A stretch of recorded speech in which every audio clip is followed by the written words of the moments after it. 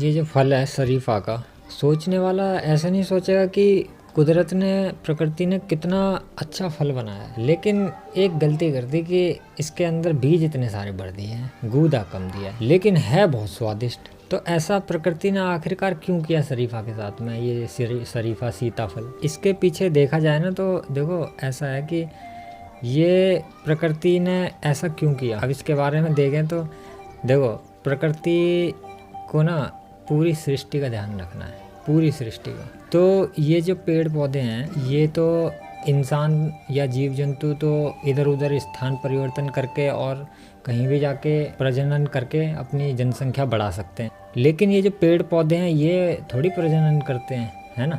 ये तो प्रजनन नहीं कर पाते हैं, मगर होता है इनका प्रजनन भी। उनका प्रजनन जो है जीव जंतु ही भागीदार बनते हैं उनका प्रजनन कराने में। तो यही है कि इस शरीफा के फल के ऊपर इतना मीठा गूदा तो होता है, लेकिन इसमें बीज इतने सारे इसलिए होते हैं ताकि इसके स्वादिष्टता के उसमें वो खाता चला जाए, सारे बीज भी सब खा लेगा जीव।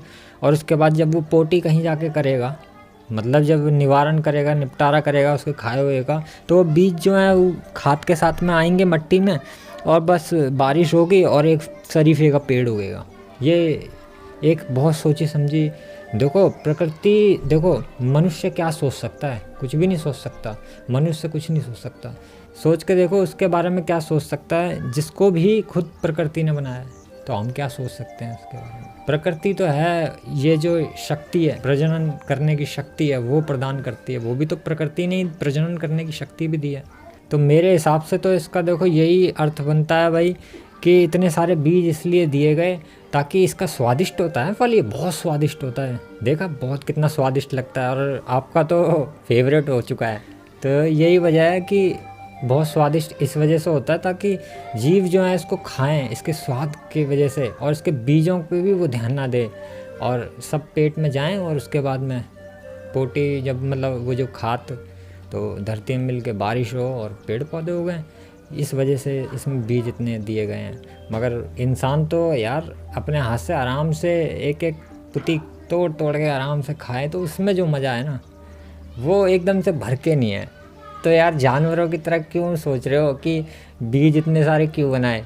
जानवर थोड़ी है कि तुम निकाल नहीं सकते भाई। जानवर होते हैं वो नहीं निकाल सकते, वो साबुत ही खा जाते हैं इंसान को। मगर हकीकत में मज़ा भी वही है, एक एक पुती तोड़ के खाने का। तो ऐसा सोचना कि शरीफा बेकार का फल है, इसमें खूब सारे बीज होते हैं, या जो भी वो बोलें, तो ऐसा कुछ नहीं है। मेरे लिए तो शरीफा बहुत बढ़िया है, और आपके लिए खासकर आपको तो फेवरेट ही हो चुका है। तो यही है कि शरीफा इंसान अपनी क्षमता है इंसान के पास में, आराम से धैर्य से एक एक पुती तोड़े और आराम से भग के, जो मज़ा आता है खाने में, धीरे धीरे धीरे धीरे चबा चबा के आनंद लेके उसका पूरा स्वाद का। तो बस इस तरीके से खाओ तो लगता ही नहीं है कि बीज ज़्यादा हैं। और एक और काम करो, जो बीज हैं उनको जो है रोपो, पौध बना बना के रोपो। और पौध नहीं बना सकते हो तो उसी तरीके से ऐसी जगह डाल आओ जिस जगह तुम्हें उम्मीद हो कि यहाँ पानी की व्यवस्था है, थोड़ी सिचुएशन ऐसी है और स्थिति कि भाई जो है पर्यावरण की वजह से कि भाई यहाँ उग जाएगा वो बीज, तो वहाँ कुछ डालिया है, बीज उग जाएगा पेड़। तो आप नहीं खाओगे तो कोई खाएगा। क्योंकि देखो पेड़ भी क्या कर रहे हैं, एक बात बताओ, पेड़ इतना स्वादिष्ट शरीफा उत्पन्न करते हैं, बहुत स्वादिष्ट शरीफा, और वो खुद कभी खाते हैं, इसको चखा भी नहीं होगा उन्होंने, कभी नहीं चखा, वो दूसरों को ही समर्पित कर देते हैं। तो ऐसे ही है कि तुम उनके पेड़ का शरीफा तो खा सकते हो जो उसने दिया, लेकिन यार तुम भी उस पेड़ से कुछ सीखो, शरीफा के पेड़ से, कि भाई शरीफा हमें दिया है उस पेड़ ने, अब हम उसके जो बीज हैं उसको ऐसी जगह फेंकें शरीफा के, आप शरीफा खाओ, उसके जितने बीज निकले हैं उसको ऐसी जगह डालो कि जहाँ पे आपको लगे कि हाँ यहाँ उग जाएगा। और अगर आपके पास में स्थिति ऐसी बनी हुई है, पर्यावरण है आपका, कि आप उसकी पौध भी बना सकते हो, तो मेरा तो कहना है कि पौध बना के भी लगाओ।